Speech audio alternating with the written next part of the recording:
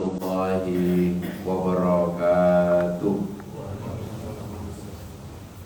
Alhamdulillahirabbil alamin wa bihi nasta'in ala umuri dunya waddin. Wassalatu wassalamu ala asrofil anbiya'i wal mursalin, imamil muttaqin wa imamil mujahidin at-tahirin. Amma ba'du. Yang saya hormati Ibu Direktur Rumah Sakit Islam Aisyah Malang beserta seluruh pimpinan, staf, dokter, pasien serta keluarga pasien yang ada di ruangan-ruangan,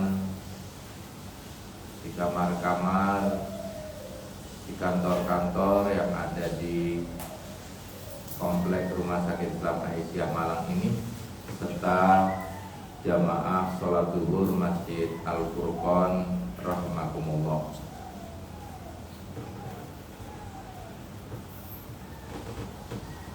Kita bersyukur dalam kondisi negara-negara lain sedang berkecamuk dalam suasana yang memprihatinkan, kita bangsa Indonesia masih diberikan keselamatan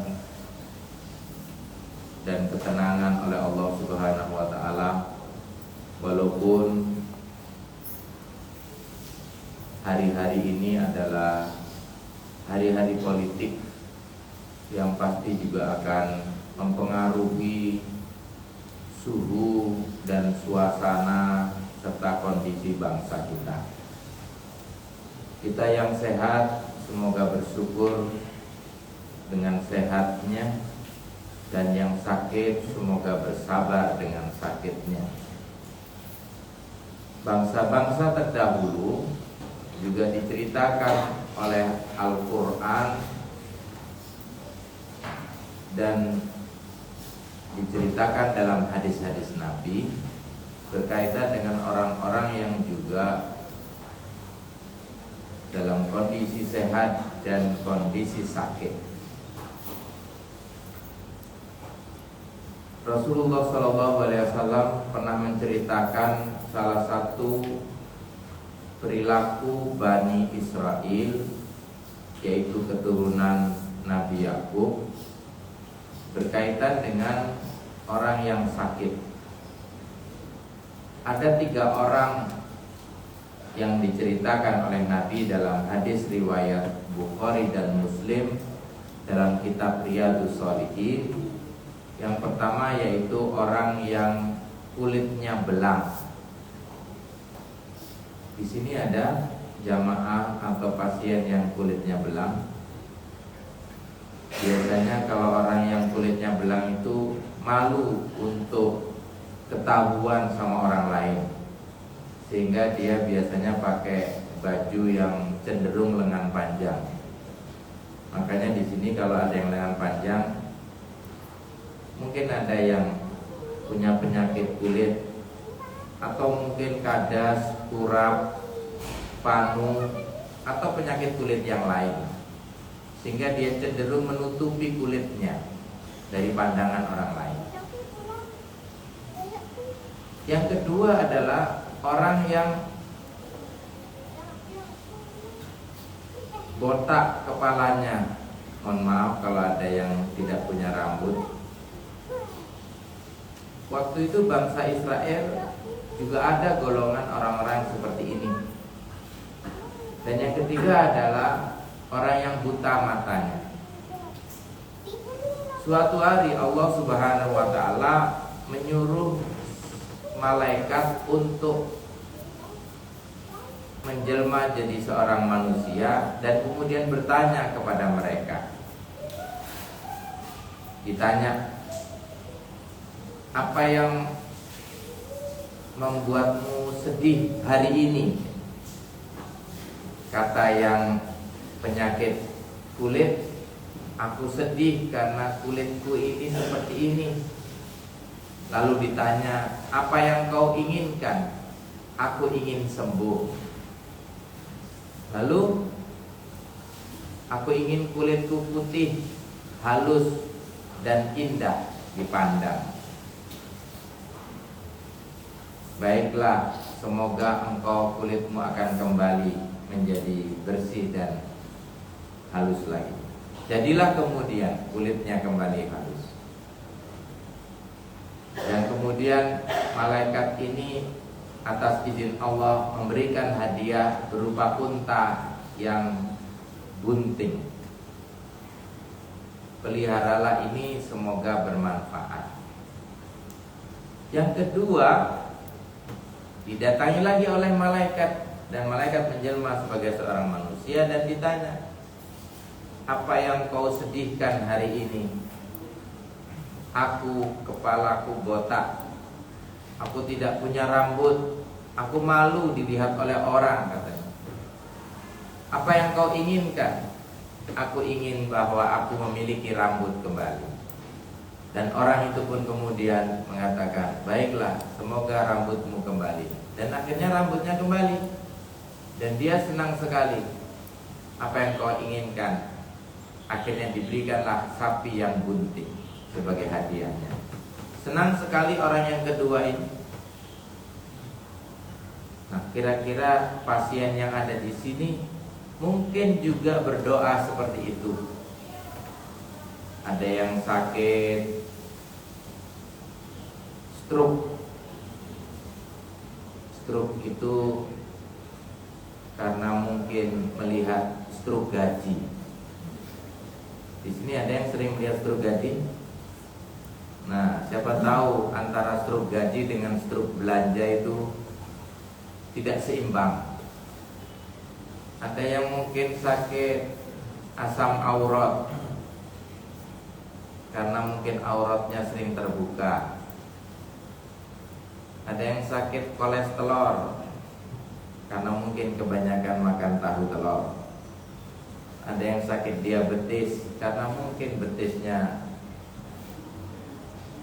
sering kelihatan. Begitulah kira-kira macam-macam penyakitnya. Dan mereka pasti ingin sembuh seperti Bani Israel tadi. Dan yang ketiga, kata Nabi, ada di antara Bani Israel itu yang buta matanya. Ditanya kemudian oleh malaikat, apa yang kau sedihkan? Aku buta, tidak bisa melihat apapun keindahan, katanya. Apa yang kau inginkan? Aku ingin sembuh supaya bisa melihat lagi. Nah, akhirnya ditakdirkan oleh Allah untuk sembuh dan bisa sehat kembali dan bisa melihat. Berikanlah kambing yang bunting. Jadi yang pertama, dari orang yang kulitnya belang jadi halus, diberi hadiah unta yang bunting. Yang kedua, orang yang botak kepalanya, akhirnya rambutnya tebal dan diberikan hadiah sapi yang bunting. Yang ketiga, orang yang buta matanya dan sembuh lalu diberikan hadiah kambing yang bunting. Kira-kira Bapak Ibu pilih yang mana? Nah, ini kalau tidak jawab ini mencurigakan. Mungkin karena saking khusyuknya berzikir begini ya. Kalau suruh milih, kira-kira pilih yang mana? Pilih hadiahnya atau pilih sakitnya? Oh, pilih sehatnya. Walaupun tidak dikasih hadiah, sehat ya?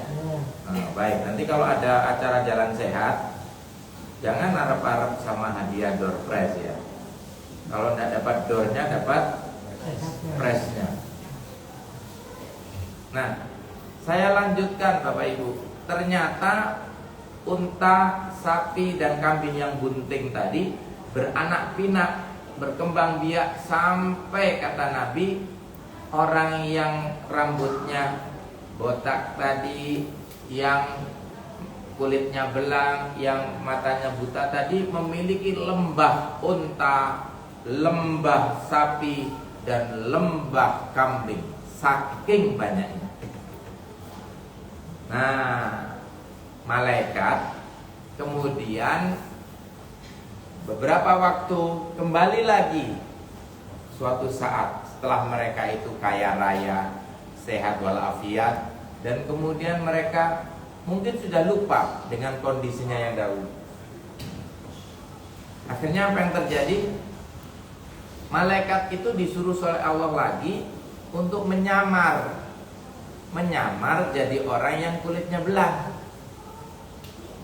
Datanglah kepada orang yang dulu kulitnya belang itu, didatangi lagi, ditanya, diberitahu begini, aku kulitku belang, kulitku ini jelek, tidak bagus, aku sedang mengalami perjalanan dan kesulitan, maukah engkau memberikan bantuan kepadaku? Apa yang kau minta? Katanya, aku menginginkan untamu satu saja, katanya. Lalu dikatakan, untaku ini aku pelihara dengan susah payah, dengan kerja keras, katanya. Gak mungkinlah aku berikan pada kamu. Lalu ditanya, apakah dulu engkau kulitmu juga belang? Iya, kulitku juga belang, tapi aku sembuh dengan diriku sendiri, katanya. Nah, tuh coba ya, perhatikan. Orang yang dulu sakit, ini gak ngerasani sing di ruangan-ruangan loh ya. Orang yang dulu sakit, begitu dia sakit, emang dia lupa dengan apa yang dia inginkan. Tapi begitu dia sembuh, dia juga lupa dengan kondisi yang dulu, yang menyebabkan dia tidak mau bersyukur. Dia tidak mau menolong lagi orang yang senasib dan sepenanggungan dengan dia. Itulah artinya, kalau ada pepatah bagaikan kacang lupa dengan kulitnya, ini tidak hanya kulitnya,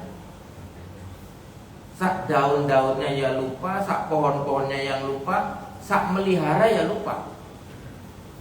Nah, yang kedua, didatangi lagi sama malaikat, nyamar lagi jadi orang yang botak. Aku botak, aku tidak punya biaya, aku dalam perjalanan, aku kesulitan. Lalu diceritakan oleh Nabi Muhammad bahwa orang ini meminta-minta pada orang yang botak ini. Kata orang botak, ini rambutku tumbuh-tumbuh sendiri, bukan karena siapapun, katanya. Apa maumu? Aku ingin sapi satu saja untuk biaya. Kan sapimu ini banyak, katanya. Ini berarti orangnya ini bakhil bin pelit alias muwadid. Katanya orang Jawa itu kira-kira saking pahite ngono ya, nek diemplok macan iku dilepeh mek macan. Saking pahite. Maka kalau nengeri wong sing mati itu sakjane gampang. Duliten ae. Kira-kira legi atau pahit gitu. Nek pahit berarti mesti. Sing turu gak krungu mesti. Dulitan sing krungu itu. Nah, jadi gitu. Dua orang ini sudah bisa memberikan contoh pada kita. Ternyata orang yang tidak mau bersyukur itu salah satunya adalah perilaku Bani Israel. Jadi kalau sampai hari ini seperti itu, ya tidak usah kaget. Oh, emang dari dulu itu seperti itu. Nah, yang ketiga kita lihat sekarang, perilaku Bani Israel. Yang tadi dua-duanya tidak mau memberi, tidak mau berbagi. Mereka mengatakan bahwa itu hasil kerja keras mereka sendiri. Bahkan bukan. Semua pemberian Allah Subhanahu wa Ta'ala. Mereka tidak akan pernah mengakui. Mereka suka berdusta, mereka suka berbohong. Di masa Nabi Yusuf, bidamin kadibin, Yusuf saja sebagai saudara kandungnya itu saja dimasukkan ke sumur. Itu saudara kandung, apalagi bangsa Palestina. Bangsa Palestina itu siapa? Ya. Nah, biar kita tahu sejarahnya. Damin itu darah, kadib itu bohong. Jadi sudah lama mereka itu memang punya sifat pembohong. Kalau ayah kandungnya sendiri saja dibohongi, apalagi PBB, apalagi PLO, apalagi organisasi OKI, apalagi Indonesia. Ojo bantah-bantah tapi udah ngomong dari dulu. Nah, baru yang ketiga ini Nabi ceritakan. Yang tadi buta matanya tadi, lalu malaikat menjelma jadi orang buta dan kemudian mendatangi orang ini. Apakah dulu engkau tidak buta? Aku juga buta, tapi aku sembuh dengan sendirinya. Aku bisa melihat seperti ini. Baiklah, apa yang kau inginkan kan? Aku minta satu saja seekor kambing buat bekalku nanti di perjalanan. Katanya, baiklah kalau begitu. Jangan cuma satu, silakan kau ambil berapapun juga kau suka. Ambil. Yang ketiga ini beda sama yang pertama sama yang kedua. Nah, dari situlah Bapak Ibu sekalian, kita kalau ingin mengetahui sebuah bangsa, bacalah Al-Quran, bacalah hadis Nabi. Kita akan tahu bagaimana sejarahnya, supaya kita bisa mengambil pelajaran. Itulah namanya the experience is the best teacher. Pengalaman itu adalah guru yang terbaik. Biar kita tidak akan masuk ke dalam lubang dua kali dalam lubang yang sama. Dalam berhubungan dengan bangsa lain, hati-hati. Bahasa menunjukkan bangsa. Dan kita dengan begitu kita akan tahu perilaku kita seperti apa umat Islam, dan perilaku Bani Israel orang Yahudi juga seperti apa. Terakhir, perilaku orang Yahudi itu adalah suka meratap. Maka kenapa Rasulullah itu melarang kita kalau ke kuburan itu meratap? Dan kalau kita di perempuan-perempuan dilarang ke kubur, karena begitu. The Dome of Rock, tembok ratapan itu sudah bisa menjadikan bukti. Nah, tolong perhatikan bapak-bapak, kalau di rumah istri-istri bapak-bapak itu juga punya tembok ratapan. Di mana tempatnya? Di dapur, sebelahnya kalender. Sekarang tanggal berapa? 16. Nah, nanti kalau sudah tanggal 25, perhatikan itu perilaku istri kita. Dia akan meratap di sampingnya kalender. Karena kalendernya tanggalnya tanggal 2. Nah, mudah-mudahan suami kita tidak termasuk Bani Israel, dan istri kita pun juga sama seperti itu. Kalau pisau menyayat tubuh masih ada harapan sembuh. Kalau lisan menyayat hati, kemana obat akan dicari? Saya mohon maaf kalau kata-kata saya yang menyakitkan hati. Man katuro kalamuhu katuro khati'atuhu. Sing akeh ngomongi berarti akeh salai. Siapa sing akeh ngomongi? Masya Allah. Baru di sinilah ada jamaah yang berani menyalahkan Ustaz. Assalamualaikum warahmatullahi wabarakatuh. Waalaikumsalam.